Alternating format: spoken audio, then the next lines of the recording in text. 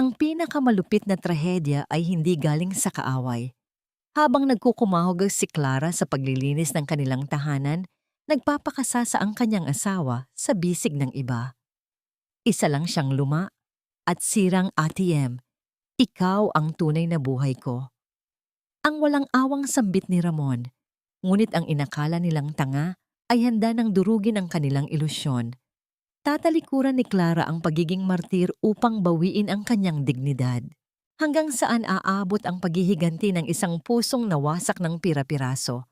Huwag mo na ngang isipin ang babaeng yon. Para na lang siyang lumang ATM. Sa bahay, walang kaamor-amor palaging abala, nakakasawa na ang pagmumukha niya. Ikaw lang ang nagbibigay ng kulay at saya sa akin, babe. Umaling-awngaw ang walang pusong mga salitang yon mula sa maliit na speaker ng sasakyan na automatikong kumonekta sa teleponong naiwan sa ibabaw ng kama. Sa kabilang dako ng silid, nakatayo si Clara habang maingat na pinaplansa ang paboritong puting polo ng kanyang asawa. Ang nangiti sa kanyang mga labi na kanina lamang ay naglalarawan ng kapayapaan ng isang tapat na may bahay na naghihintay sa pag-uwi ng kanyang kabiyak ay unti-unting naglaho. Pinalitan ito ng isang malamig at nakakapanlulumong kahungkagan. Ang bawat salitang binitawan ni Ramon ay tila matutulis na patalim na walang awang itinarak sa kanyang dibdib at pinilipit ng paulit-ulit. Naramdaman niya ang matinding paninikip ng kanyang lalamunan.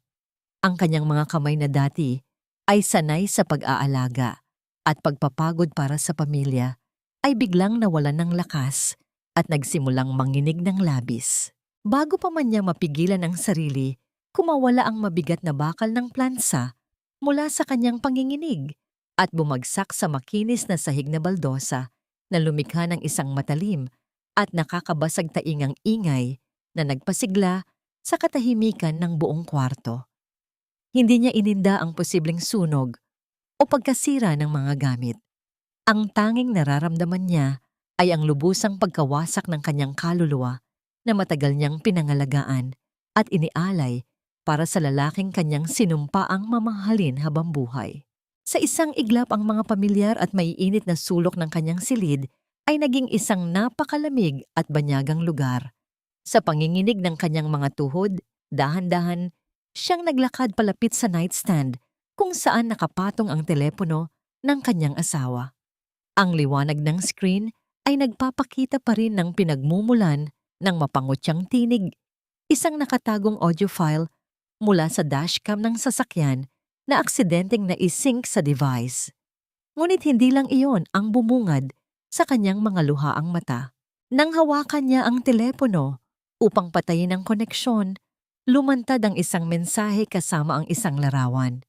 Isang malinaw na larawan ng kanyang asawa na mariing nakayakap at nagpapalitan ng halik sa isang nakababatang babae sa loob ng isang mamahaling restaurant. Tinitigan ni Clara ang mukha ng babae. Tila piniga ng mga bakal na kamay ang kanyang puso nang makilala niya kung sino ang kahalikan ng kanyang asawa. Ito ay si Trina, ang baguhang sekretarya na palaging nakayuko at kaawa-awa ang sitwasyon sa opisina, ang mismong babaeng inabutan niya ng malaking halaga noong nakaraang buwan upang maipambayad sa ospital para sa inang may sakit. Ang babaeng lumuhod sa kanyang harapan, nagpasalamat ng lubos at tumawag pa sa kanya ng hulog ng langit. Walang pag-iyak na lumabas mula sa kanyang mga labi. Tanging ang tahimik na pag-agos ng mapapait na butilang tubig mula sa kanyang mga mata ang sumaksi sa kanyang pagkadurog. Dahan-dahan siyang napaupo sa gilid ng kama, hawak pa rin ang maliwanag na telepono sa isang kamay habang ang kabilang kamay ay walang malay na inabot ang polo ni Ramon. Sa kabila ng matinding pagtataksil na yumuyurak sa kanyang pagkatao, ang nakasanayang gawi ng isang mapagmahal na asawa ay kusang gumalaw. Ang kanyang nanginginig na mga daliri ay marahang hinaplos at inayos ang mga gusot sa kwelyo ng damit ng kanyang asawa, kahit na ang mga luha niya ay patuloy na pumapatak at bumabasa sa malinis na tela. Sa bawat paghaplos niya, mas lalong bumabaon ang katotohanang Ang kanyang wagas na pagmamahal at walang katapusang sakripisyo ay itinuring lamang na isang walang kwentang pabigat ng lalaking tinuring niyang mundo. Bakit kailangang suklian ng ganitong kalupitan ang 10 taon ng aking paghihirap at katapatan? Ang katanungang ito ay patuloy na umiikot sa kanyang isipan, naghahanap ng kasagutan sa gitna ng madilim at nakakasakal na silid. Bago pa man siya makabuo ng katinuan mula sa pagguho ng kanyang mundo, naramdaman niya ang panginginig ng sahig mula sa mabibigat at pamilyar na hakbang sa labas ng kanilang pintuan. Papalapit ng papalapit ang kanyang asawa. Ang liwanag mula sa screen ng telepono na nagpapakita ng kahayupan ng 2 taong tinulungan niya ay nanatiling nakasisilaw sa madilim na kwarto, naghihintay sa paggalaw ng hawakan ng pinto. Ang pinto ay marahas na bumukas, nagluluwal sa lalaking nagpatigil sa pag-ikot ng mundo ni Clara.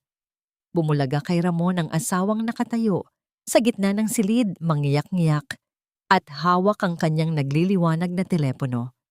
Imbes na kakitaan ng pagkabigla, pagkakasala o kahit kaunting awa, isang madilim na ulap ng inis ang mabilis na bumalot sa mukha ng lalaki.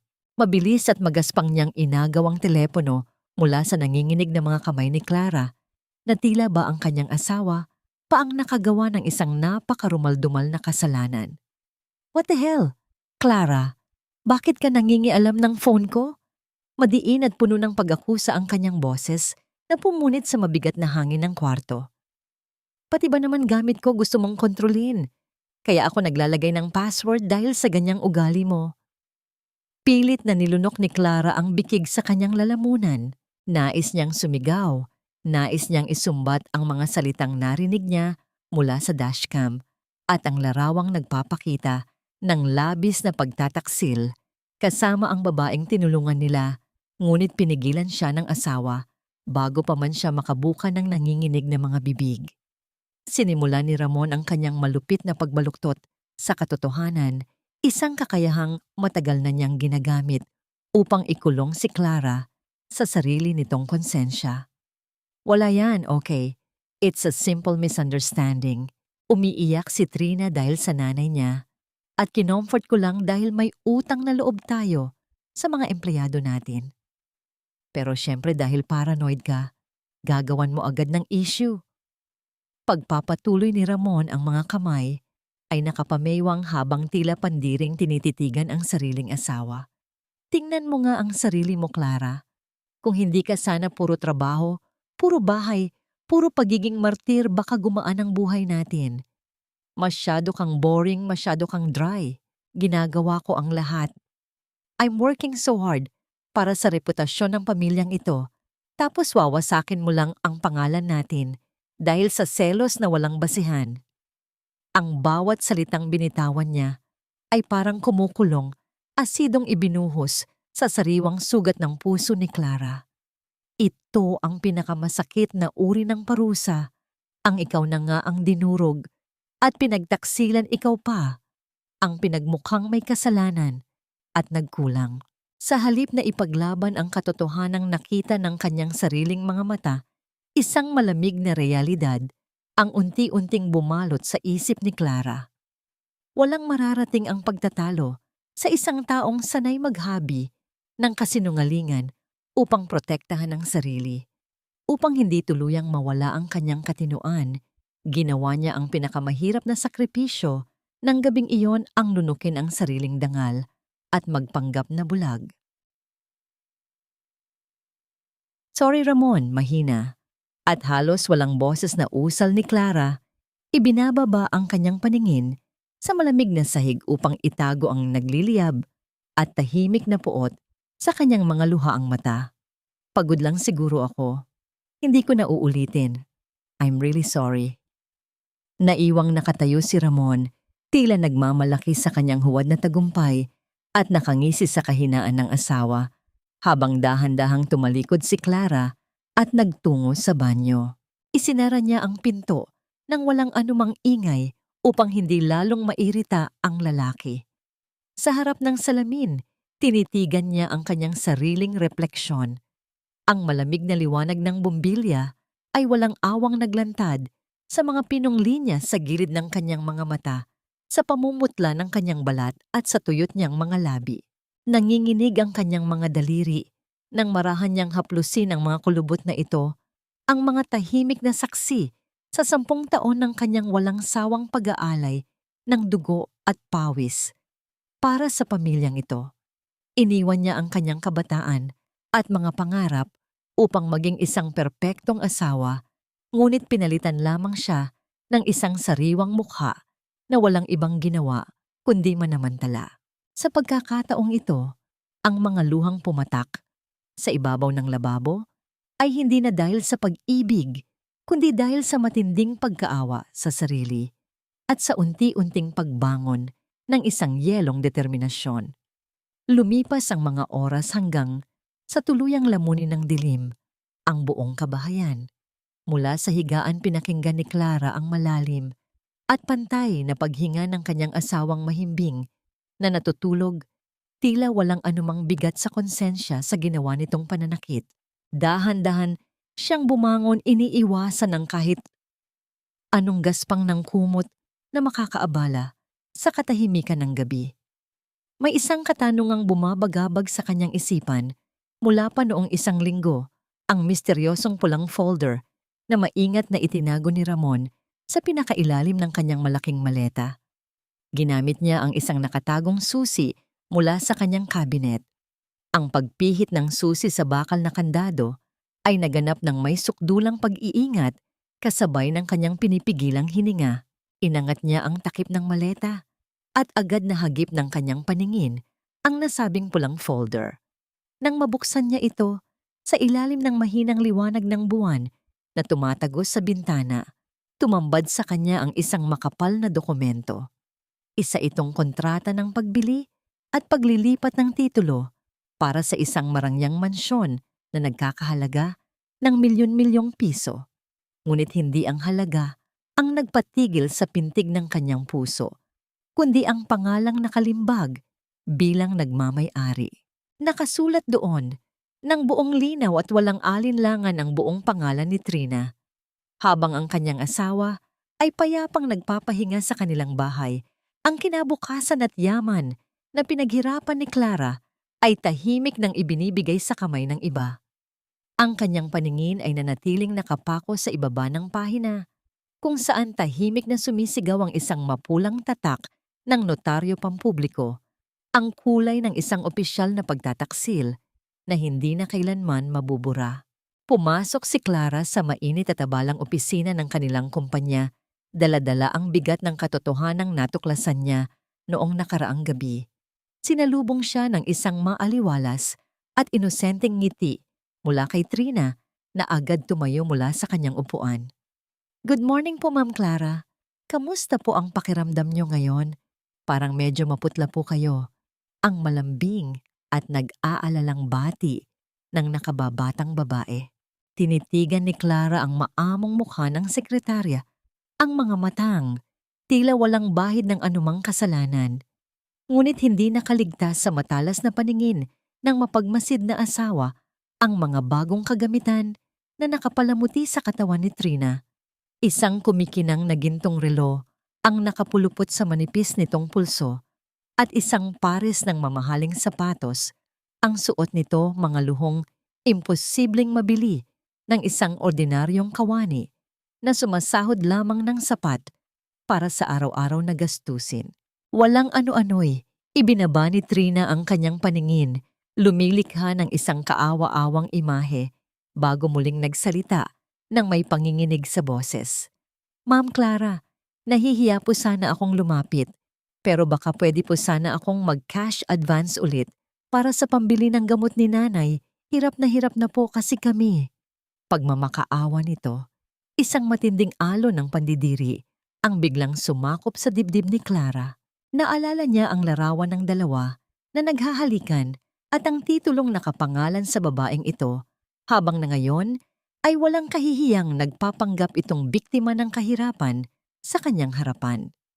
Pilit niyang pinakalma ang nag-aalborotong sikmura at pinalitan ng isang maunawaing ngiti ang pamumuo ng galit sa kanyang mga labi. Tumango si Clara nang may buong pag-unawa at naglakad patungo sa maliit na kusina ng opisina upang ipagtimpla ng mainit na gatas ang nagkukunwaring sekretarya. Huwag kang mag-alala, Trina, aayusin natin yan mamaya sa accounting. Ang banayad at inainahang sagot ni Clara habang hinahalo ang inumin. Mahigpit na mahigpit ang pagkakahawak ng kanyang mga kamay sa hawakan ng porselanang tasa hanggang sa mamuti ang mga buko ng kanyang daliri.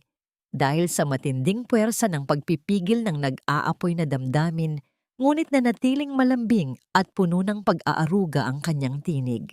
Iniabot niya ang umuusok na inumin kay Trina na agad namang tinanggap ito ng may pasasalamat. Nang tumalikod si Clara upang magtungo sa kanyang sariling tanggapan, nagtama ang kanilang mga refleksyon sa malinaw at malaking salamin ng pintuan. Nakita niya ang pagbabago sa mukha ni Trina kung saan ang kaninang inosente at kaawa-awang anyo ay biglang napalitan ng isang nakakainsulto at matagumpay na ngisi. Nakita rin niyang marahang hinaplos ng dalaga ang isang manipis, ngunit kumikinang na kwintas na diamante sa leeg nito, ang eksaktong piraso ng alahas na nakita niya sa isang resibong nakatago sa bulsa ng polo ni Ramon noong nakaraang linggo. Ang tahimik na panunuya sa mga mata ni Trina ay tila isang malalim na saksak na lalong nagpalawig sa sugat sa puso ng tapat na asawa. Bago pa man siya tuluyang makapasok sa kanyang opisina, nahagip ng paningin ni Clara ang isang pamilyar, ngunit mapanganib na anino ng isang lalaking naghihintay sa ibaba ng gusali, tila tahimik na nakabantay sa bawat galaw ni Trina mula sa malayo. Sino ang lalaking iyon na nababalot ng misteryo at ano ang tunay niyang ugnayan sa nakababatang sekretarya? Isinantabi muna ni Clara ang katanungang ito nang makasalubong niya ang punong tagatuos ng kumpanya. Walang imik na inabot ng matanda ang isang makapal na folder sa kanyang mga kamay. Ang mga mata nito ay puno ng takot at pag-aalala. Nang makapasok si Clara sa kanyang kwarto at mabuksan ang unang pahina ng dokumento, tila tumigil ang pag-ikot ng kanyang mundo. Milyon-milyong piso mula sa pondo ng kumpanya ang tahimik na naglaho, na parang bula, at ang lahat ng paglabas ng perang ito ay pinahintulutan sa ilalim ng nag-iisang pirma ng kanyang asawang si Ramon. Nakatitig si Clara sa mga numero na kumakatawan sa dugot pawis ng kanyang pamilya, habang ang pulang tinta sa makapal na ulat pinansyal ay tahimik na sumisigaw ng isang malagim na pagtataksil na tuluyang yayanig sa kanilang buhay. Sa isang lihim at tahimik na silid, kung saan tanging ang mahinang liwanag ng antigong lampara, ang sumasaksi umupo si Clara sa harap ng matandang abogado ng kanilang pamilya. Wala nang bakas ng mga luha na naglandas sa kanyang mga pisngi noong nakaraang gabi. Ang matinding awa sa sarili at pagluha sa dilim ay tuluyan ng pinalitan ng isang yelong determinasyon na hindi matitinag ng sinuman. Sa pamamagitan ng mga tahimik ngunit madiing utos, ipinaayos niya ang paglipat ng kanyang mga personal na ari-arian sa isang ligtas na pondo na hindi kailanman maaabot ni Ramon. Ngunit hindi siya titigil sa pagharang lamang ng mga natitira niyang yaman. Kasama ang bihasang abogado, maingat siyang bumuo ng isang pekeng kumpanya ng pamumuhunan na nag-aalok ng nakakasilaw ngunit huwad na tubo. Ito ay isang perpektong patibong na sadyang inihanda para sa nag-uumapaw na kasakiman at walang hanggang ambisyon ng babaeng walang awang sumira sa kanyang tahanan. Pag-uwi sa kanilang malawak na tahahan, naabutan niya ang kanyang asawang si Ramon na abala sa pagtanggal ng kanyang sapatos, umaarte na tila isang martir na inialay ang buong araw at lakas para sa ikabubuti ng kanilang kinabukasan. Walang atubiling idinaing nito ang di umano'y pagkalugi at mga suliranin ng kanilang negosyo na siya rin naman ang may kagagawan. Clara, I need you to liquidate some of your personal savings. Kailangan nating isalba ang kumpanya dahil masyadong magastos ang mga bagong proyekto natin ngayon. Ang makapal at walang kahihiyang utos ng lalaki na hindi man lang makatingin ng diretso sa nangungusap na mga mata ng kanyang asawa. Imbes na sumumbat tungkol sa nawawalang milyon-milyong piso na nabasa niya sa ulat ng tagatuos, tumango lamang si Clara nang may banayad at masunuring ngiti na nagkukubli ng kanyang mga plano. Tumayo siya at nagtungo sa kusina upang ipaghain ng sariwang prutas ang asawa. Kinuha niya ang isang matalim na kutsilyo at isang makintab na pulang mansanas. Habang dahan-dahang pinaiikot ng kanyang mga daliri, ang prutas ang talim ay eksaktong humihiwa sa balat nito, lumilikha ng isang manipis tuloy-tuloy at perpektong laso ng pulang balat na hindi napuputol kahit isang beses. Ang kanyang buong pagkontrol sa matalim na kutsilyo ay sumasalamin sa kanyang malamig na pagkontrol sa sitwasyon at sa sariling emosyon. Sige Ramon, ibibigay ko ang pera para sa kumpanya. Pero para sa legalidad at proteksyon nating dalawa, kailangan nating ipapirma ang ilan sa mga dokumento ng panagot sa isang mapagkakatiwalaang empleyado bilang gwarantor. Tutal palagi namang nandyan ang sekretarya mong si Trina, baka pwedeng sa kanya na ipangalan ang mga liabilities para mas mabilis ang proseso at walang maging problema sa lupon ng mga direktor. Ang mahinahon niyang mungkahi kasabay ng pag-abot ng matamis at maayos na hiwa ng mansanas sa asawang nakaupo.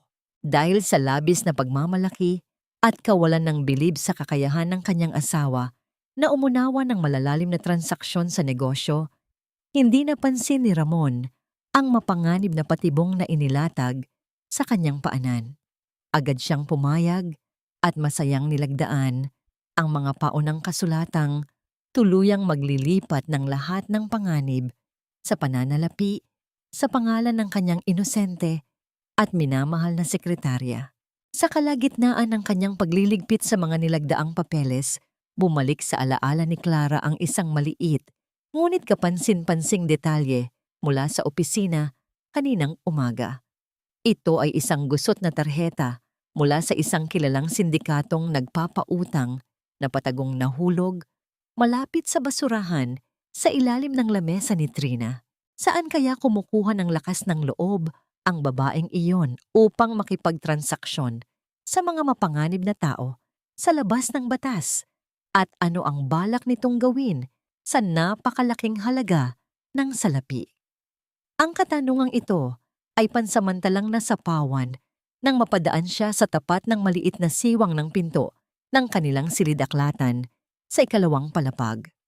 Mula sa loob narinig niya ang boses ni Ramon na kasalukuyang may kausap sa telepono sa kalagitnaan ng gabi. Bahagya at walang ingay na inilapit ni Clara ang kanyang tainga sa siwang ng pintuan upang makinig. Mula sa linya ng telepono ng kanyang asawa, malinaw niyang naulinigan ang manipis nagmamalaki at mapang-akit na boses ni Trina.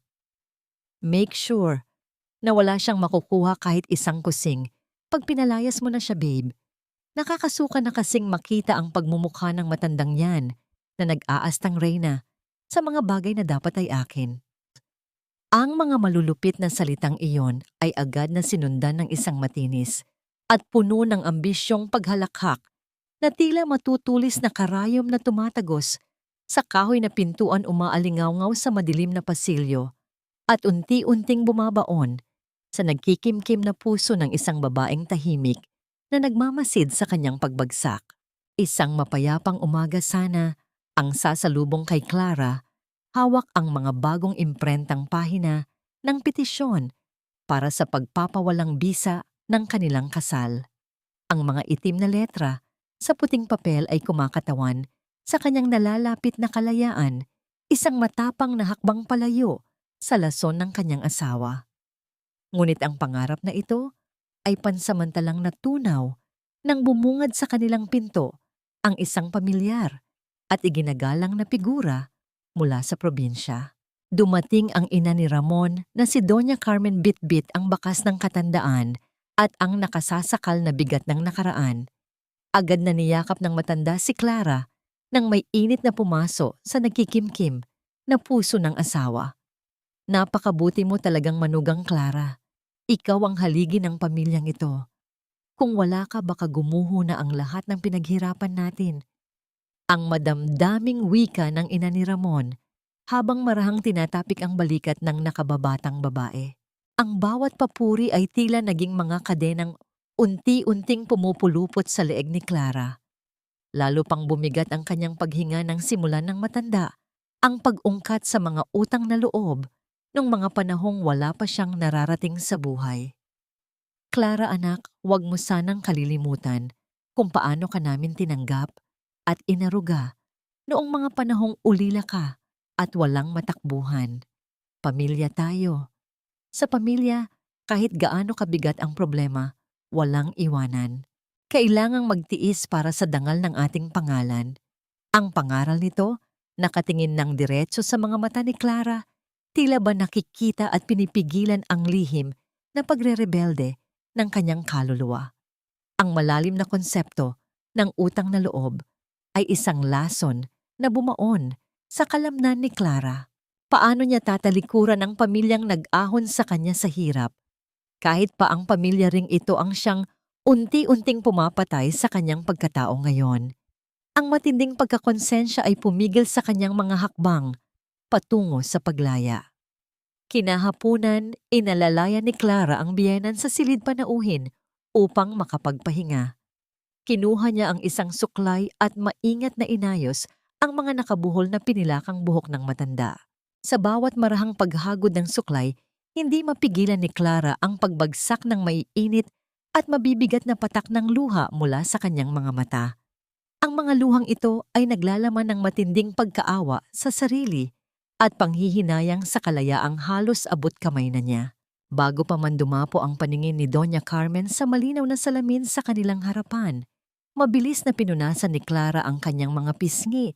Gamit ang likod ng kanyang palad, nag-iwan ng isang pilit at magalang na ngiti na nagkukubli ng kanyang pagkadurog. Pagbalik niya sa kanyang sariling silid-aralan, tinitigan niyang muli ang dokumento ng diborsyo na nakapatong sa lamesa. Nanginginig ang kanyang mga daliri nang damputin niya ito. Ang matinding labanan sa pagitan ng pag-asa sa sariling kaligayahan at ang mabigat na pasanin ng utang na loob ay nagwakas sa isang mapait na desisyon. Gamit ang kanyang nanginginig na mga kamay, pinunit niya ang makapal na papel hanggang sa maging maliliit na piraso. Inilalapag ito sa ibabaw ng lamesa bilang tahimik na pagsuko. Ang kanyang sariling kalayaan ay ipinagpaliban kapalit ng isang huwad na kapayapaan. Ngunit may isang kakaibang kilos ang matanda na patuloy na bumabagabag sa isipan ni Clara.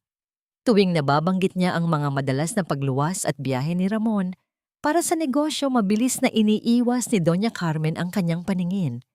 Bakit tila may itinatago ang mga mata ng kanyang biyenan na palaging iniiwasang magtama ang kanilang mga paningin tuwing ang paksa ay ang kanyang asawa? Ang sagot sa kanyang katanungan ay malupit na ibinunyag ng tadhana ng gabing iyon. Habang naglalakad si Clara sa madilim na pasilyo patungo sa kusina upang kumuha ng maiinom, nakita niya ang dalawang pamilyar na anino sa tapat ng pintuan ng silid ni Ramon. Nakatayo roon ang kanyang asawa at ang biyenan. Bahagyang huminto si Clara na patago sa likod ng malaking poste at pinigil ang sariling hininga upang pakinggan ang kanilang lihim na pag-uusap. Nakita niya ang matanda na lumingon muna sa paligid bago palihim na isiningit ang isang maliit na telang, supot isang uri ng agimat para sa pagtatanim ng binhi at kaswertehan sa palad ng kanyang anak. Siguraduhin mong aalagaan mo ng mabuti ang sarili mong kadugo sa labas, Ramon. Ang bata, ang magpapatuloy ng ating lahi, huwag kang magpabaya. Ang mahina, ngunit napakatalim na tagubilin ni Doña Carmen, ang boses ay puno ng pagkonsinti at walang bahid ng anumang pagsisisi na tila pinagtatawanan ang pagiging baog ni Clara. Nanigas ang buong katawan ni Clara sa kanyang kinatatayuan.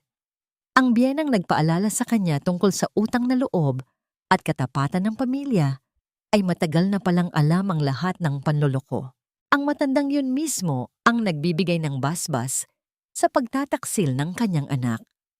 Sa halip na init ng pagmamahal ng isang ina, isang nakakapasong lamig mula sa kamay ng mapagkunwaring matanda ang tila gumapang at bumaon ng malalim sa kaluluwa ni Clara, tuluyang pumapatay sa anumang natitirang awa at pag-aalinlangan sa kanyang pusong handa nang lumaban ng walang sinasanto. Sa bawat paglipas ng araw mula nang matuklasan niya ang pagsasabwat ng kanyang biyenan at asawa ang nag-aapoy na puot, sa dibdib ni Clara ay tuluyan ng nagbagong anyo bilang isang nagyayelong determinasyon. Ginamit niya ang kanyang matalik na kaibigan, isang tanyag na tagapamahala ng mga eksklusibong pagdiriwang upang palihim na magpadala ng isang marangyang paanyaya kay Trina. Ang imbitasyon ay nagtataglay ng makapal at mabangong papel na may selyong ginto at malinaw na nakasulat doon na ang dalaga ay inaanyayahan bilang natatanging katuwang ni Ginoong Ramon para sa isang prestihiyosong piging ng mga negosyante. Nang matanggap ng batang sekretarya ang nasabing sobre, tila lumutang ang kanyang mga paa sa ulap ng walang hanggang ilusyon. Sa kanyang makitid na pag-iisip ito na ang hudyat ng kanyang opisyal na pag-usbong bilang bagong reyna sa buhay ni Ramon, ang pag-akyat niya sa trono na matagal na niyang pinagnanasaan. Nalanghap niya ang halimuyak ng tagumpay at kapangyarihan na unti-unting pumapawi sa alaala ng kanyang abang pinagmulan. Upang mapantayan ang antas ng mga naglalakihang pangalan na dadalo sa piging naramdaman ni Trina na kinakailangan niya ng kasuotang babagay sa kanyang huwad na katayuan. Dahil hindi sapat ang pondo mula kay Ramon na kasalukuyang pasikretong ginigipit ni Clara sa paglabas ng pera ng kumpanya, walang pag-aalinlangang kinontak ng dalaga ang ahensya ng pautang na ang tarheta ay napulot ni Clara mula sa basurahan noon. Wala siyang kamalay-malay na ang bawat pinirmahan niyang kasulatan ng mabilisang pag-utang ay may mga patakarang sadyang inihanda ng mga taong binayaran ng legal na asawa ni Ramon upang siya ay tuluyang ibaon. Ang laso ng kanyang sariling ambisyon ang mismong nagpiring sa kanyang mga mata upang hindi makita ang malalim na hukay na kanyang masayang nilulundagan. Sa loob ng isang mamahaling bilihan ng mga eksklusibong kasuotan, buong pagmamalaking isinukat ni Trina ang isang kumikinang na bestidang yari sa pinakapinong sutla at pinalamutian ng mga makinang na bato. Make sure it fits perfectly sa curves ko. Ang fiancé kong bilyonaryo ang magbabayad nito, kaya huwag kayong magtipid sa serbisyo nyo. Ang mayabang at matinis na utos niya sa mga nag-aasikasong kawani habang taas noon niyang tinititigan ang sariling refleksyon sa malaking salamin ng silid-sukatan. Habang nangyayari ang lahat ng pagpapakasarap na ito, isang sasakyan na may madidilim na bintana ang tahimik na nakaparada sa tapat ng kalsada. Mula sa loob kalmadong nanonood si Clara. Ang kanyang mga mata ay hindi nakakikitaan ng kahit anong bakas ng pagluha o pagluoy, tanging ang malamig na pag-aabang ng isang matalinong mangangaso na pinagmamasdan ang sariling pain na buong-buong nilalamon ng kanyang sakim na biktima. Bago pa man umandar ang sasakyan papalayo na saksihan ni Clara ang pagkuha ni Trina ng larawan sa sarili. Makalipas lamang ang ilang minuto, lumitaw sa social media ng dalaga ang nasabing larawan kung saan nakayapos si Trina sa isang pamilyar na braso ng lalaking nakasuot ng mamahaling relo, subalit sadyang itinago ang mukha. Nakasulat sa ibaba nito ang isang deklarasyong puno ng pagmamalaki na nagsasaad ng pagpapasalamat sa lalaking kayang ibigay sa kanya ang buong mundo. Ilang napakataas na porsyento kaya ng tubo ang nakakubli sa ilalim ng mga maliliit na letra ng kontratang walang pag-aalinlangang pinirmahan ko ni Trina, at kailan ito sisingilin ng mga taong walang kinikilalang awa sa labas ng batas. Ang katanungang ito ay nagsimulang magparamdam Nang ipasok ng kawani ng tindahan ang itim na tarheta ng dalaga sa makina ng pagbabayad. Umilaw ang isang babalang mensahe sa screen ng telepono ni Trina, isang paalala mula sa ahensya ng pananalapi na nagsasaad na umabot na sa sukdulang hangganan ang kanyang utang at wala na siyang kakayahang magbayad.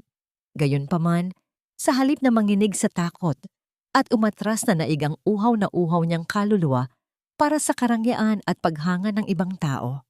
Nang walang pakundangan, pinindot niya ang opsyon sa telepono upang kumpirmahin ang pagpapalawig pa ng kanyang hiniram na yaman kahit alam niyang malulubog siya sa interes. Sinundan ito ng tahimik at patuloy na paglabas ng mahabang resibo mula sa makina, isang papel na naglalaman ng mahabang listahan ng mga numerong unti-unting hihila sa kanya pababa sa kumunoy ng mga kasinungalingang hindi na niya matatatakasan. Sa paglipas ng ilang maiikling linggo ang mga simpleng numero sa telepono ni Trina ay nagbagong anyo bilang isang dambuhalang halimaw na handang lumamon sa kanyang kinabukasan. Ang interes mula sa kanyang mga mabilisang pautang na ginamit upang pondohan ng kanyang mapanlinlang na pamumuhay ay mabilis na dumoble at hindi naglaon ay umabot sa 3 beses ng orihinal na halaga. Bawat pag-ilaw ng screen ng kanyang telepono na nagdadala ng mga mensahe ng paniningil ay nagdudulot ng matinding kaba sa kanyang dibdib. Ngunit dahil sa labis na pagkalunod sa pansamantalang paghanga ng mga tao sa social media at sa huwad na kapangyarihan ng kanyang mga mamahaling damit, ipinikit niya ang kanyang mga mata sa katotohanan. Ginamit ni Trina ang kanyang nag-iisang sandata laban sa unti-unting pagguho ng kanyang mundo. Tinawagan niya ang lalaking nangakong magbibigay sa kanya ng lahat ng karangyaan sa buhay. "Babe, you have to help me right now. Ginugulo na nila ako. Akala ko ba ikaw ang sasagot sa lahat ng kailangan ko para sa pagbuo ng bago nating buhay? Baka mabaliw na ako sa stress." Ang pagmamakaawa ng dalaga na may kasamang panunumbat at pag-iyak na sadyang ginawa upang konsensyahin si Ramon. Upang isalba ang sariling dangal bilang isang makapangyarihang lalaki at mapanatili ang ilusyonan ng kanyang kayamanan sa paningin ng batang kabit, gumawa si Ramon ng isang napakarumaldumal at mapanganib na hakbang. Gamit ang kanyang awtoridad sa kumpanya na ipinagkatiwala sa kanya ni Clara, tahimik niyang inilipat ang buong pondo na sadyang inilaan para sa lingguhang sahod ng daan-daang maliliit na manggagawa patungo sa sariling bank account ng kanyang sekretarya. Ipinagpalit niya ang pawis at dugo ng mga taong nagtatrabaho para sa kanila upang lamang matakpan ang mga walang kwentang utang ng isang babaeng nabubuhay sa kasakiman. Pag-uwi sa kanilang tahanan ng gabing iyon, dala-dala ni Ramon ang bigat ng kanyang sariling mga kasalanan, subalit hindi pagkonsensya ang naghari sa kanya kundi ang pangangailangang maghanap ng masisisi. Pagpasok pa lamang sa hapagkainan, sinimulan na niya ang kanyang walang awang pagmamanipula sa asawa. Ang marahas na paglapat ng kanyang palad sa ibabaw ng lamesa ay nagpahayag ng kanyang huwad na galit. "Clara, bakit ang laki ng ginastos natin sa groceries at bills this month? You really need to learn how to manage our expenses. Nahihirapan na nga ako sa paghahanap ng pondo para patakbuhin ang kumpanya natin. Tapos ganyan ka pa kagastos dito sa bahay. Wala ka na bang ibang alam gawin kundi waldasin ang pinaghihirapan ko?" Ang madiin at malupit na pagbabaliktad niya sa katotohanan. Tinanggap ni Clara ang bawat salita nang may nakayukong ulo at tahimik na paghinga, pilit na isinasantabi ang katotohanang siya ang nagtayo ng negosyong yon at ang lalaking sumisigaw sa kanya ngayon ang mismong nagnanakaw ng kanilang kabuhayan. Nagpanggap siyang isang kaawa-awa at sunod-sunuran na asawa, humihingi ng tawad ng paulit-ulit para sa mga kasalanang hindi niya kailanman ginawa, habang si Ramon ay naglakad patungo sa kwarto ng may buong pagmamalaki. Pagkaalis ng asawa, naiwan si Clara sa madilim at malamig na kusina. Wala siyang ganang ipagpatuloy ang paghahanda ng masaganang hapunan. Lumapit siya sa lutuan at binuksan ang kaldero na naglalaman lamang ng mga lamig at natuyong tira-tirang pagkain mula pa noong tanghali. Marahan at napakaingat niyang inalis ang bawat butil ng kanin na matigas na dumikit sa ilalim ng lalagyan. Tahimik siyang umupo sa isang sulok, isinusubo ang malamig na pagkain nang walang anumang reklamo o pagluha. Habang dahan-dahan niyang ninunguya ang bawat butil, ang kanyang mga mata ay nanatiling nakatitig sa kawalan. Hindi na ito ang mga mata ng isang babaeng nasasaktan. Ito ay mga mata ng isang tahimik na patalim matalas at walang awang nag-aabang sa tamang panahon upang gumanti mula sa dilim ng pagbabalat kayo. Sa kabilang dako ng syudad, habang mahimbing na natutulog ang mga inosenteng pamilya, nagsisimula nang gumalaw ang mga anino ng paniningil. Isang marahas na babala ang inilagda gamit ang matingkad na pulang pintura sa pinto ng inuupahang bahay ng ina ni Trina na nag-iwan ng takot sa puso ng matanda. Kasabay nito, isang katanungan ang nagsimulang bumalot sa isipan ng mga tauhan sa opisina. Sino ang misteryosong nagpaabot ng tawag sa lupon ng mga direktor tungkol sa biglaang pagkasaid ng pondo para sa mga manggagawa? Isang impormasyong walang sinuman ang dapat nakakaalam. Bukod kay Ramon kinaumagahan, sa opisina, tila wala sa sariling pumasok si Trina. Ang kanyang panginginig ay lalong lumala nang makita niya ang isang maliit na kahon na nakapatong sa ibabaw ng kanyang lamesa. Walang pangalan ng nagpadala o anumang palatandaan. Nang maingat niya itong buksan, bumungad sa kanya hindi ang isang mamahaling regalo, gaya ng kanyang inaasahan, kundi isang lumang manika na pinutulan ng ulo. Nakabalot ang katawan nito sa isang napunit at maruming telang pangkasal. Ang takot na gumapang sa buong katawan ni Trina ay tila yelong pumigil sa kanyang paghinga habang dahan-dahang gumulong palabas mula sa ilalim ng kahon ang pinutol na ulo. Ang mga walang buhay at plastik na mata ng pugot na ulo ng manika ay tumigil sa pag-ikot na katingala at tila patuloy na nakatitig sa kanya ng may malamig na pagbabanta. Dumating ang gabi ng Noche Buena, ang pinakahihintay na sandali ng bawat pamilyang Pilipino, kung saan ang bawat tahanan ay dapat na puno ng init at pagmamahalan. Sa loob ng marangyang mansyon ni na Clara, ang halimuyak ng tradisyonal na hamon at bagong luto na kakanin ay humahalimuyak sa bawat sulok. Ngunit ang bango nito ay hindi kayang pagtakpan ang umaalingasaw na amoy ng pagkabulok sa pundasyon ng kanilang pagsasama. Si Clara na nakasuot ng isang kupas na apron sa ibabaw ng kanyang simpleng damit ay tila isang aninong pabalik-balik sa kusina. Ang kanyang mga kamay ay puno ng mga gasgas at paso mula sa maghapong paghahanda ng piging para sa mga kamag-anak ni Ramon. Subalit wala siyang narinig na kahit isang pasasalamat mula sa kanyang asawa o biyenan. Nagsimulang dumating ang mga panauhin, bit-bit ang mga pekeng ngiti at matatamis na pagbati. Sa harap ng mga pinsan tiyahin at mga kaibigan sa negosyo, isinuot ni Ramon ang kanyang pinakamakinang na maskara. Inakbayan niya si Clara sa harap ng lahat, isang pagkilos na tila mapagmahal, ngunit ang totoo ay puno ng pagkontrol at pag-aari.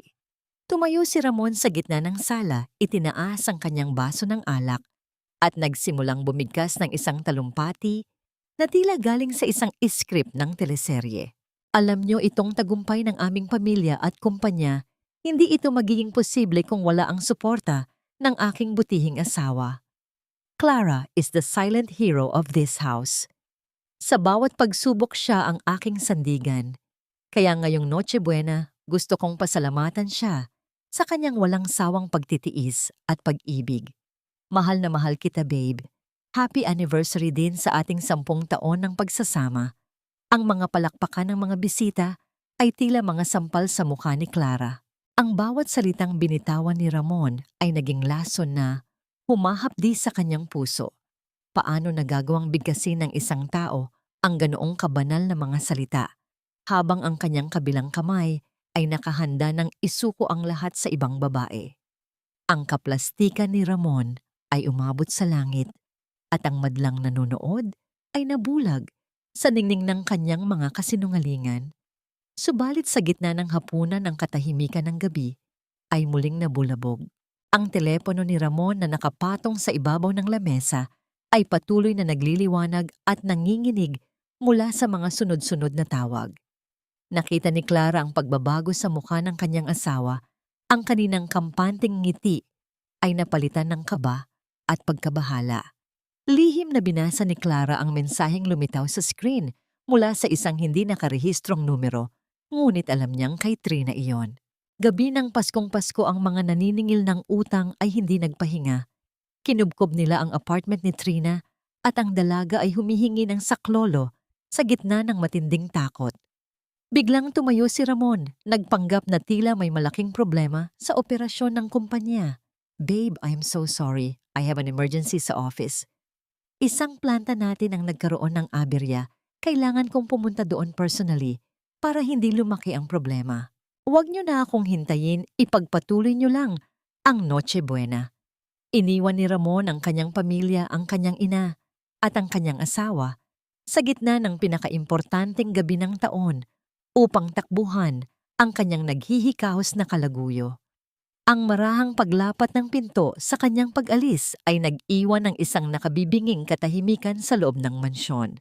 Isa-isang nagsialisa ng mga bisita nang maramdaman ang biglang paglamig ng atmosfera hanggang sa maiwan si Clara na mag-isa sa harap ng dambuhalang hapagkainan na puno ng mga labi ng pagkain at maruruming pinggan.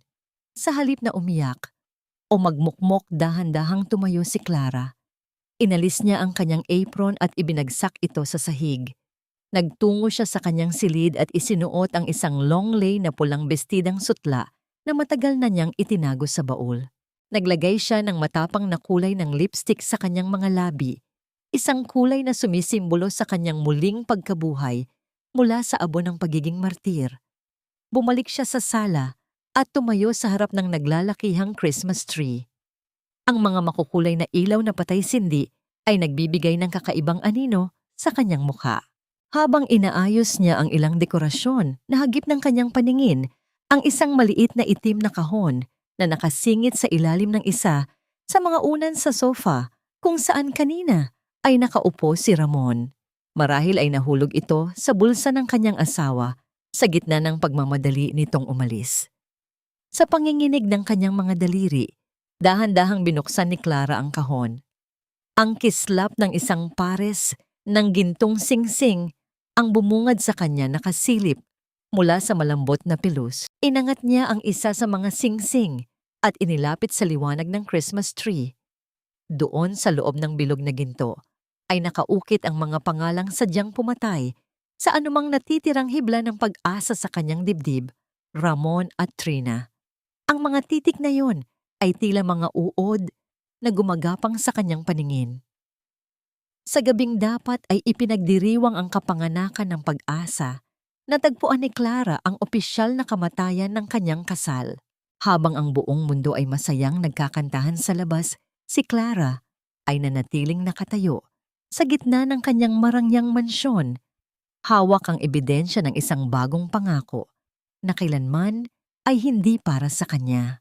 Ang lamig ng ginto sa kanyang palad ay lumipat sa kanyang buong pagkatao na nag-iwan ng isang katanungang tila walang hangganan. Gaano katagal na ba siyang nabubuhay sa loob ng isang magandang panaginip na sa katotohanan ay isa palang napakapait na bangungot? Sa mga sumunod na araw, ang takot na nararamdaman ni Trina dahil sa mga naniningil ng utang ay nagbunga ng isang desperadong hakbang. Sa loob ng isang madilim at selyadong sasakyan, hinarap niya si Ramon habang ang kanyang mga mata ay namamaga sa kakaiyak. Ngunit ang kanyang tinig ay puno ng matigas na pag-uutos.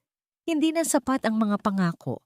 Kailangan na niyang makuha ang lahat ng yaman ni Clara upang mabura ang mga utang na sumasakal sa kanyang leeg. Pinilit niya si Ramon na bilisan ang plano ng pagpapakasal at ang ganap na paglilipat ng lahat ng mga ari-arian ng kumpanya patungo sa isang bagong tatag na kumpanya na nakapangalan sa kanya. Babe, hindi ko na kayang magtago. We have to end this now. Pagpirma ni Clara, kailangan nating ilipat agad ang shares sa akin. After that, we can leave this place and start over. I want to be the legal Mrs. Imperial, hindi. Yung ganito, na para akong kriminal na nagtatago. Ang madiing boses ni Trina na puno ng pagkainip at ambisyon dahil sa takot na mawala ang kanyang kinabukasan kasama ang batang kaluyo at sa labis na pagtitiwala sa sariling katalinuhan, bumalik si Ramon sa kanilang mansyon. Dala ang mga dokumentong magiging mitya ng kanilang kinabukasan. Inihanda niya ang mga papeles para sa di umano ay muling pag-aayos ng kumpanya upang makaiwas sa malalaking buwis. Sa kanyang isipan ito na ang huling pagkakataon na gagamitin niya ang pagiging masunurin ni Clara bago niya ito tuluyang iwanan sa kalsada.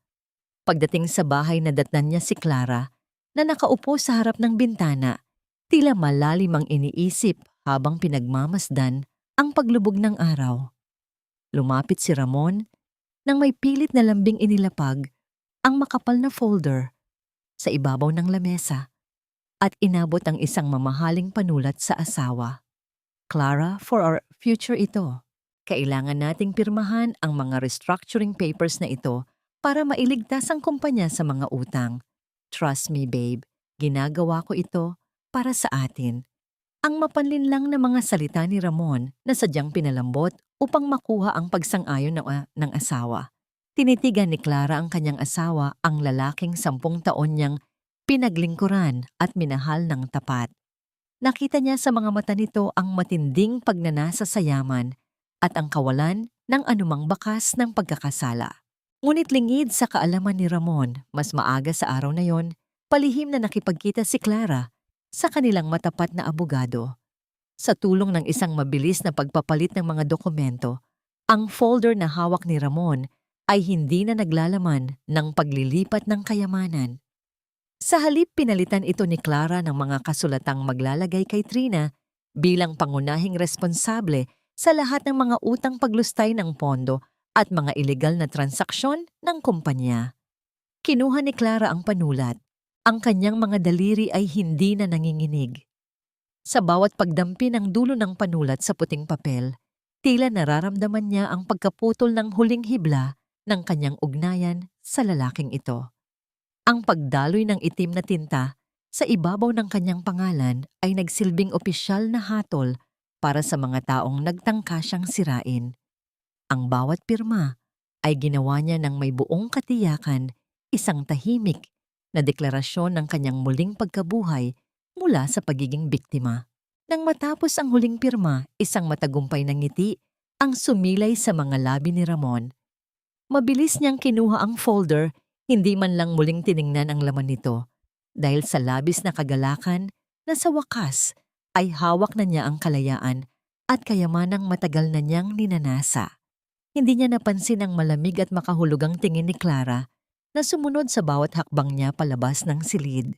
Samantala, sa isang marangyang kondo na binili gamit ang ninakaw na pera ni Clara, masayang hinihintay ni Trina ang pagdating ng mga dokumento.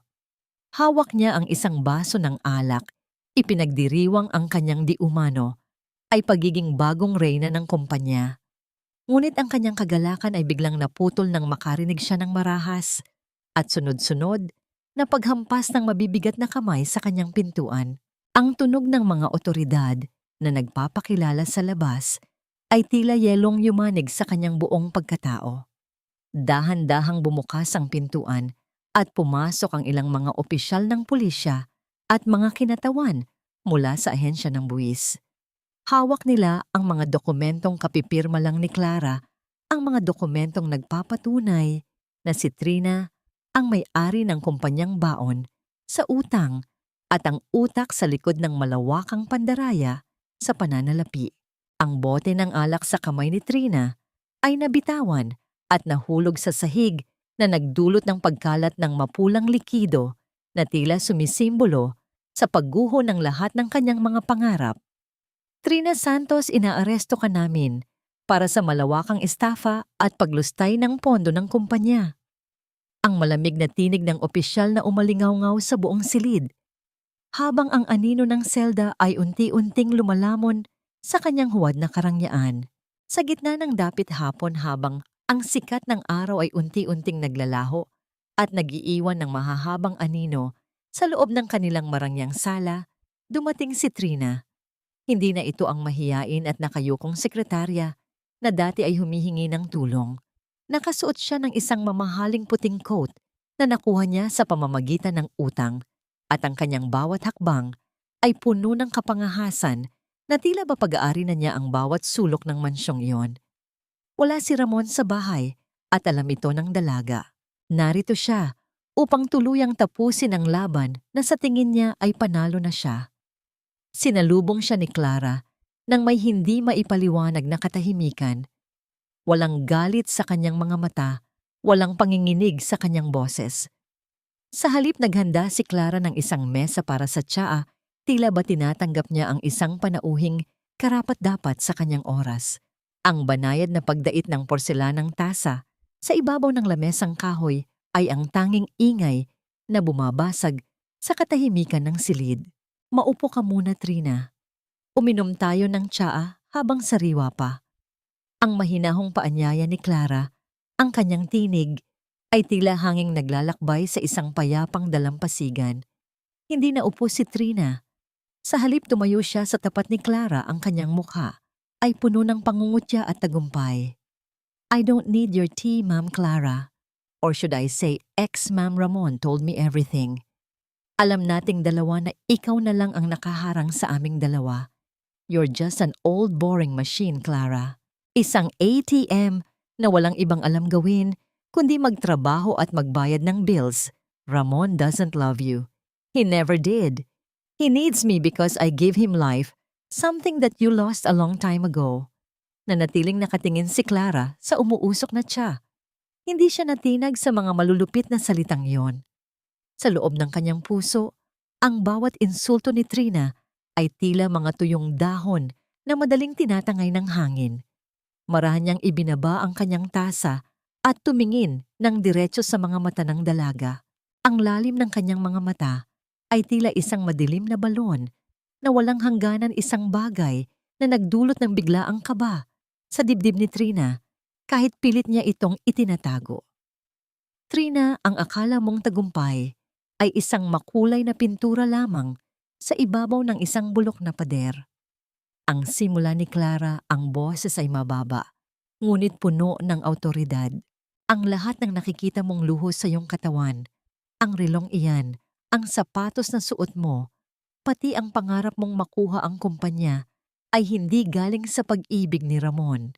Galing iyan sa mga dokumentong sadyang inihanda ko para sa iyo. Every fiber of that coat you're wearing is a chain of debt in your name. Kumuha si Clara ng isang puting sobre mula sa ilalim ng mesa at marahan itong inilapag sa tapat ni Trina. Iyan ang listahan ng lahat ng mga ari-ari ang akala mo ay sayo na. Ang lahat ng transaksyong pinasok ni Ramon gamit ang iyong pangalan ay mga utang na ikaw lamang ang mananagot. In your thirst to be me, you forgot to check the price of my throne. Nanginig ang mga kamay ni Trina habang tinitingnan ang mga numero sa loob ng dokumento. Ang kanyang mapagmalaking anyo ay unti-unting naglaho, pinalitan ng isang namumutlang muka na puno ng pagkabigla. Sa gitna ng kanyang pagkalito, lumapit si Clara sa kanya. Sa halip na sampalin o saktan ng dalaga, marahan niyang iniangat ang kamay at pinunasan ng isang maliit na tuyong dahon na sumabit sa balikat ng coat ni Trina. Ang pagkilos na yon ay tila pagtatanggal ng isang dumi na hindi karapat-dapat sa loob ng kanyang tahanan. Trinatrangka na ang pinto ng iyong kulungan bago mo pa man nalaman na pumasok ka na sa loob. Ang bulong ni Clara sa tainga ng dalaga, isang bulong na tila yelong gumagapang sa likuran nito. Bago pa man makasagot si Trina, muling nanginginig ang telepono sa loob ng kanyang bag. Dahil sa takot at pagkalito, mabilis niyang inilabas ito. Isang mensahe mula kay Ramon ang bumungad, ngunit hindi ito ang inaasahan niyang pag-ibig. Ang mensahe ay naglalaman ng mga salitang nagpapabilis sa tibok ng kanyang puso. Trina, take everything you can. I'm leaving tonight after the party. Don't let Clara see you. Nagangat ng tingin si Trina at nakita niya ang isang matagumpay at malamig na ngiti sa mga labi ni Clara na tila ba matagal na nitong alam ang bawat titik ng mensaheng iyon bago pa man ito dumating sa kanya. Sa gitna ng nagdidilim na sala, naramdaman ni Trina ang matinding lamig ng katotohanan. Hindi lamang siya ang biktima ng kanyang sariling ambisyon, kundi siya ang tanging maiiwan upang harapin ang bagyong papatingin pa lamang. Ang bawat kislap ng mga kristal na chandelier sa malawak na ballroom ng 5 bituing hotel ay tila mga mapanuyang mata na nakamasid sa bawat panauhin. Ito ang gabi ng anibersaryo ng kumpanya at ang ika-10 taon ng kasal ni Ramon at Clara. Isang gabing binalot ng huwad na karangyaan at mga nakakasilaw na kasinungalingan. Sa gitna ng karamihan, lumalakad si Ramon nang may tikas ng isang hari na nakamit na ang rurok ng kanyang kapangyarihan. Naniniwala siyang ang lahat ay umaayon sa kanyang plano. Ang bag sa loob ng compartment ng kanyang sasakyan ay puno na ng salaping ninakaw niya at ang kanyang huling talumpati sa entablado ang magsisilbing opisyal na pamamaalam sa buhay na matagal na niyang kinasuklaman. Sa isang madilim na sulok ng sulyapan, lihim na pumasok si Trina. Nakasuot siya ng pinakamahal na bestidang yari sa seda na lalong bumaon sa kanyang pagkakautang, subalit tila wala siyang pakialam. Ang tanging mahalaga sa kanya ay ang sandaling tatawagin siya ni Ramon sa harapan upang ipangalandakan ang kanilang pag-iibigan sa buong mundo ng negosyo. Sa kabila ng kaba na dulot ng mga babalang natanggap niya mula kay Clara na naig pa rin ang kanyang ambisyon, tinitigan niya ang kanyang refleksyon sa maliit na salamin ng kanyang bag, inaayos ang kanyang matapang na kolorete habang ang kanyang puso ay mabilis na tumitibok dahil sa kagalakan at takot. Tonight is my night, babe, ang bulong niya sa kanyang sarili habang ang kanyang mga mata ay nananatiling nakatuon sa banyagang entablado.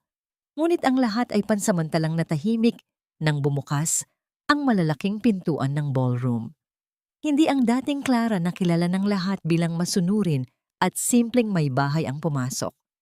Sa halip isang babaeng naglalathala ng kapangyarihan at misteryo ang tumambad sa kanila. Nakasuot si Clara ng isang mahaba at lapat na itim na bestida, isang kulay na sumisimbolo sa kanyang pagdadalamhati para sa namatay niyang pag-ibig, subalit nagpapakita rin ng kanyang muling pagkabuhay bilang isang matalinong mandirigma. Ang bawat hakbang niya sa ibabaw ng pulang carpet ay tila marahas na paghampas ng katotohanan sa mukha ni Ramon, na kasalukuyang nakatayo sa ibabaw ng entablado. Ang kanyang kagandahan ay hindi na nakakubli sa likod ng mga gawaing bahay. Ito ay isang kagandahang nakakasindak at nakakasilaw. Umakyat si Ramon sa bentahe ng entablado, hawak ang mikropono, habang ang kanyang mga kamay ay bahagyang nanginginig sa labis na pananabik. Inisip niya na ito na ang huling sandali na makikita niya ang mukha ng kanyang asawa. Sa kabilang banda si Clara ay marahang naupo sa gitnang mesa, malapit sa kinaroroonan ng control panel ng audiovisual system. Inangat ni Clara ang kanyang kamay at dahan-dahang hinaplos ang kanyang gintong singsing sa kasal. Ito ang huling hibla ng kanyang pagiging martir. Sa isang napakatahimik at napakaingat na pagkilos, dahan-dahan niyang hinubad ang singsing mula sa kanyang daliri. Ramdam niya ang lamig ng hangin sa bahaging iyon ng kanyang balat, na sa loob ng 10 taon ay binalot ng sumpa ng katapatan. Inilapag niya ang singsing sa ibabaw ng mesa, isang maliit na piraso ng ginto na wala ng halaga na nagpapakita ng kanyang ganap na paglaya mula sa tanikala ng nakaraan. Nagsimulang magsalita si Ramon, ang kanyang tinig ay puno ng kaplastikan at huwad na damdamin. Ladies and gentlemen, tonight is not just about our company's success. It's about choices. Choices that define who we really are. At sa gabing ito, mayroon akong isang mahalagang anunsyo na babago sa lahat. Bago pa man niya maituloy ang kanyang susunod na sasabihin, ang malaking LED screen sa likuran niya, na dapat ay nagpapakita ng mga larawan ng kanilang tagumpay, ay biglang nagkaroon ng mabilis na pagkurap. Ang makukulay na imahe ng kanilang nakaraan ay biglang napalitan ng isang malalim at nakakabinging kadiliman. Ang buong ballroom ay binalot ng isang nakakakilabot na katahimikan habang ang bawat panauhin ay napatingin sa itim na screen. Si Ramon ay naniga sa kanyang kinatatayuan, ang kanyang bibig ay nanatiling nakabukas habang ang pawis ay nagsimulang gumulong mula sa kanyang noo. Sa dilim ng screen, isang maliit na puting tuldok ang lumitaw, unting lumalaki at naghuhugis ng isang video file na hindi kasama sa kanilang programa. Tinitigan ni Clara ang kanyang asawa nang may malamig na ngiti, ang kanyang mga mata ay naglalagablab sa gitna ng katahimikan ng madla habang ang unang tunog ng isang lihim na pag-uusap ay nagsisimulang pumunit sa hangin ng ballroom. Ang malawak na LED screen na nasa likuran ni Ramon ay hindi nagpakita ng inaasahang mga larawan ng tagumpay ng kumpanya. Sa halip, bumulaga sa harap ng daan-daang panauhin ang isang malinaw na video na kinuha mula sa loob ng sasakyan ni Ramon. Ang bawat salitang binitawan niya, ang bawat mapang-uyam na tawa tungkol sa pagtrato kay Clara bilang isang lumang ATM at ang kanilang malupit na plano ni Trina na nakawin ang lahat ng pondo bago tumakas ay umalingaw-ngaw sa buong ballroom. Ang sabay-sabay na pagpigil ng hininga ng mga panauhin ay lumikha ng isang mabigat na presyur sa loob ng bulwagan na sinundan ng dumaraming bulungan na tila isang alimpuyo ng paghatol at pandidiri. Napatitig ang lahat sa entablado kung saan nakatayo si Ramon. Ang kanyang mukha na kanina lamang ay puno ng pagmamayabang ay biglang nawalan ng kulay at naging kasing puti ng pader. Ang bawat butil ng pawis na gumugulong mula sa kanyang noo ay tila naging kasing bigat ng tingga. Sinubukan niyang sumigaw iutos sa mga tekniko na patayin ang screen, ngunit ang kanyang tinig ay naging garalgal at walang saysay sa harap ng lumalantad na katotohanan. Patayin niyo yan. This is a mistake. Somebody is trying to ruin me. Ang pasigaw niyang utos, habang ang kanyang mga kamay ay nanginginig na sumusuntok sa hangin, tila isang taong nalulunod na pilit kumakapit sa anino. Sa kabilang panig ng silid, ang mga sulyap ng mga matataas na lipunan ay mabilis na humarap kay Trina. Ang dalaga na kanina lamang ay nag-aastang reyna sa kanyang sutlang bestida ay tila gustong lamunin ng lupa. Nakita siya ng ilang mga Funyuan na kilala sa kanilang pagiging mapanghusga. Itinuro nila siya ng may kasamang mapait na ngiti at pag-iwas na tila ba siya ay isang nakakahawang sakit. Ang bawat mapanuring mata na nakatitig sa kanya ay naging sapat na parusa upang durugin ang kanyang huwad na dangal. Sa harapan naman ng ina ni Ramon na si Doña Carmen ay hindi nakayanan ng tindi ng kahihiyan. Ang matanda ay dahan-dahang napahawak sa kanyang dibdib. Ang kanyang mga mata ay nanlilisik sa galit at dusa bago siya tuluyang nawalan ng malay sa kanyang kinauupuan, isang simbolo ng tuluyang pagbagsak ng dangal ng kanilang angkan. Sa gitna ng kaguluhang ito, tumayo si Clara mula sa kanyang upuan nang may marahang dignidad. Ang bawat hakbang niya patungo sa entablado ay tila isang maringal na paglakad ng isang tunay na nagmamay-ari ng kapangyarihan. Pag-akyat niya sa bentahe, kinuha niya ang mikropono mula sa nanginginig na kamay ng kanyang asawa. Hindi siya sumigaw. Ang kanyang tinig ay nanatiling banayad, malalim at puno ng awtoridad na tila isang huling hatol mula sa langit. Hindi ito aberya, Ramon.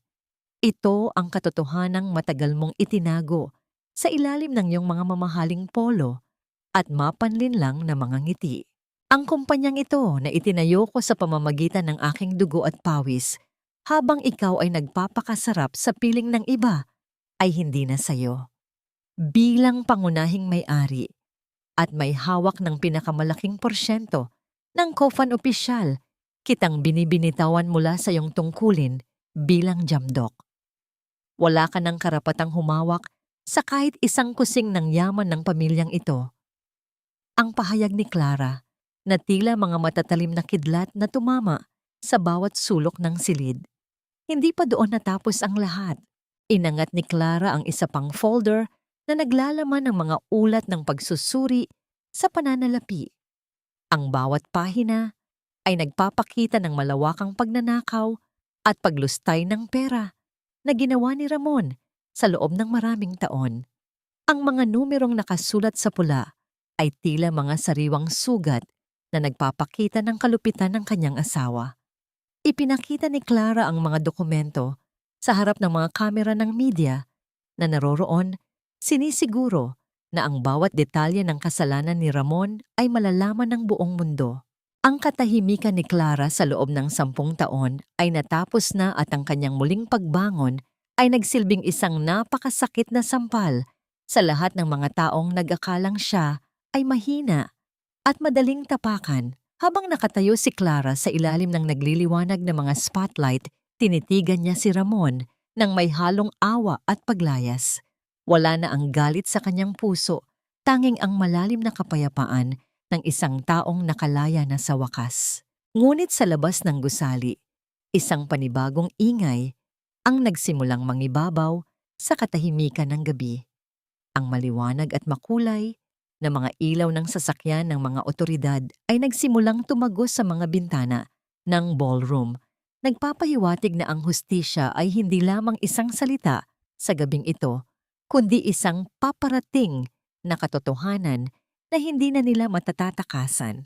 Ang mga anino ng pula at asul na ilaw mula sa mga sasakyan ng otoridad ay tila mga ligaw na kidlat na sumasayaw sa mga puting dingding ng ballroom, udyat ng pagtatapos ng isang huwad na pagtatanghal.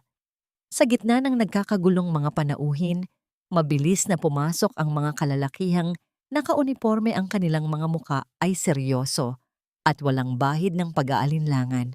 Kasabay nito ilang mga lalaking may madidilim na anyo at matatalas na tingin ang nakalusot sa gitna ng karamihan, ang mga naniningil ng utang na matagal nang nag-aabang sa dilim. Hindi sila nag-aksaya ng panahon at agad nilang tinungo ang kinaroroonan ni Trina na tila isang sugatang ibon na wala ng maliparan. Sa isang iglap, ang marahas na paghawak ng mga lalaking ito sa mga braso ni Trina ay nagdulot ng matinding panginginig sa buong katawan ng dalaga. Ang kanyang mamahaling bestida na yari sa seda ay tila naging isang mabigat na pabigat na humihila sa kanya pababa. Sa gitna ng kanyang takot at pagkapahiya, hinarap niya si Ramon nang may mga matang puno ng pagsusumamo. "Babe, help me. Sabihin mo sa kanila na ikaw ang may-ari ng lahat ng ito. Tulungan mo ako, please." Ang gumaralgal na pagsigaw ni Trina habang ang kanyang mga luha ay walang tigil sa pag-agos sumisira sa kanyang makapal na kolorete. Ngunit ang sagot ni Ramon ay tila isang malupit na hatol ng kamatayan. Sa halip na protektahan ang babaeng sinabi niyang mahal niya, marahas niyang itinulak si Trina palayo sa kanya. Ang kanyang mga mata ay nanlilisik sa takot para sa sariling kaligtasan. "Wala akong kinalaman sa mga utang mo. Ikaw ang pumirma sa lahat ng dokumentong yan, Trina. Huwag mo akong ituro dahil ikaw ang nagnakaw sa kumpanya ko." Ang bulyaw ni Ramon, ang boses ay puno ng kaduwagan at pagtataksil. Sa sandaling iyon, ang lahat ng matatamis na pangako at mga pangarap na binuo nila sa ibabaw ng kasinungalingan ay tuluyan ng gumuho na nag-iwan kay Trina na mag-isa sa gitna ng kanyang sariling kapahamakan. Nang makita ang papalapit na mga opisyal ng pulisya, tuluyan nang nawala ang lahat ng natitirang dangal ni Ramon. Mabilis siyang bumaba sa entablado at lumapit sa kinaroroonan ni Clara. Sa harap ng daan-daang mga saksi, dahan-dahan siyang lumuhod sa paanan ng kanyang asawa. Ang kanyang mga kamay ay mahigpit na yumakap sa mga binti ni Clara. Ang kanyang mukha ay basang-basa ng luha at pawis. Clara, patawarin mo ako. Please, isipin mo ang 10 taon nating pagsasama. Isipin mo ang nanay ko ang utang na loob mo sa amin. Huwag mo akong hayaang mabulok sa kulungan. Babe, nagkamali lang ako. Pamilya pa rin tayo. Ang paos na pagsusumamo ni Ramon, ang boses ay tila isang nakakaawang anas ng isang taong nawala na ng lahat. Tinitigan ni Clara ang kanyang asawa mula sa kanyang kinalalagyan. Ang kanyang mukha ay nanatiling kasing lamig ng yelo, subalit sa loob ng kanyang dibdib, nararamdaman niya ang huling pagtibok ng sakit na unti-unti nang naglalaho. Hinawakan niya ang mga kamay ni Ramon na nakakapit sa kanya at dahan-dahan, ngunit may pinal na lakas ay inalis niya ang mga ito mula sa kanyang kasuotan. Ang utang na loob na sinasabi mo, Ramon, ay matagal ko nang nabayaran. Ibinayad ko ang 10 taon ng aking buhay, ang aking mga pangarap, at ang bawat patak ng aking pawis upang buhayin ang pamilyang ito habang niloloko mo ako sa likod ko. Mula sa gabing ito, ang pangalang imperial ay wala ng kapangyarihan sa akin. Hindi tayo pamilya dahil ang pamilya ay hindi nagnanakaw at hindi naninira ng kaluluwa ng isa't isa. Ang mahinahon, ngunit bawat salita ay tila isang saksak ng katotohanan sa puso ni Ramon. Isang malamig na katahimikan ang bumalot sa buong ballroom nang pilit na itayo ng mga pulis si Ramon at lagyan ng mga bakal na posas ang kanyang mga kamay. Kasabay nito si Trina ay kinaladkad din palabas ng mga otoridad ang kanyang ginto. At hiyas ay tila naging mga basura na lamang sa ilalim ng maliwanag na spotlight.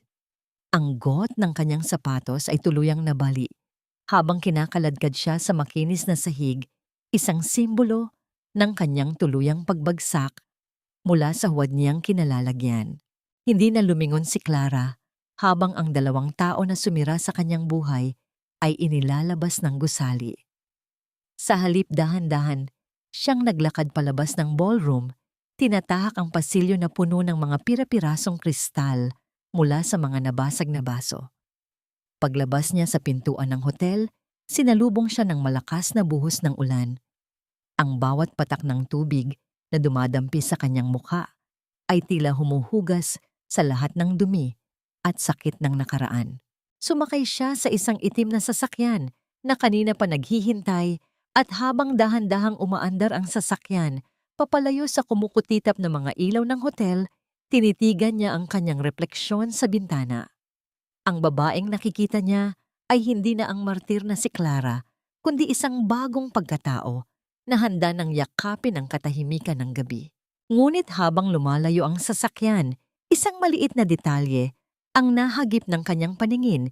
Sa loob ng kanyang bag, isang liham na hindi pa niya nabubuksan, may tatak ng isang ospital na hindi niya pamilyar. Kanino galing ang liham na ito? At anong huling sikreto ang nakatago sa loob ng mga puting pahina na maaring bumago sa kanyang pananaw sa lahat ng nangyari? 1 taon ang mabilis na lumipas, tila isang malalim na buntong hininga na nagmula sa kailaliman ng isang pagod na kaluluwa. Sa isang payapa at luntiang bahagi ng labas ng syudad kung saan ang tanging maririnig ay ang marahang paghampas ng hangin sa mga dahon ng puno ng nara, nakatayo ang isang maliit ngunit magandang bahay na gawa sa kahoy at bato.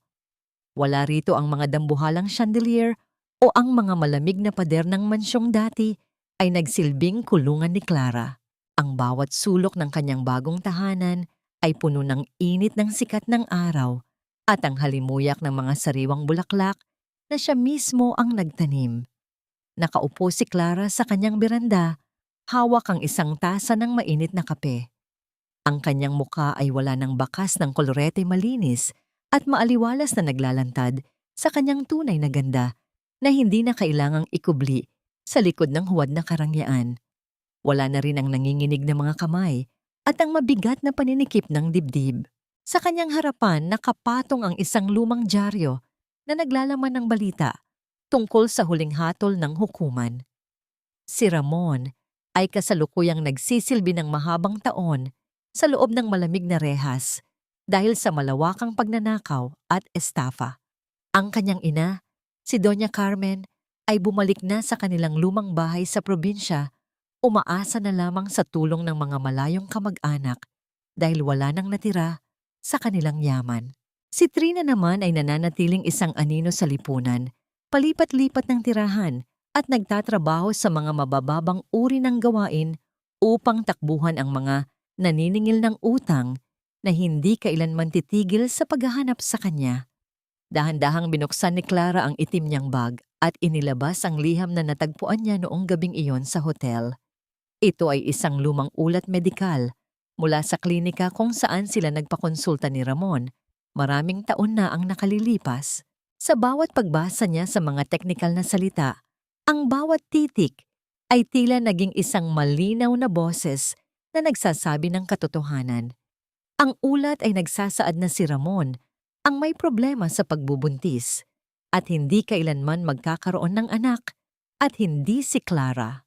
Ang lahat ng panunumbat ng asawa at biyenan, ang lahat ng pagpaparamdam sa kanya na siya ay isang bigong babae dahil sa pagiging baog ay isa palang malaking kasinungalingan na sadyang itinago ni Ramon upang mapanatili ang kanyang pride at control kay Clara.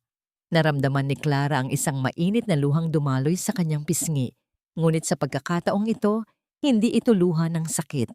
Ito ay luha ng ganap na paglaya. Ang huling kadena ng pagkakonsensya at utang na loob na nagtali sa kanya sa pamilyang imperial ay tuluyan ng naputol. Ang katotohanang matagal niyang hinanap ay nasa kanyang mga kamay na at sapat na yon upang punan ang anumang kahungkagan sa kanyang puso. Ayos na ako.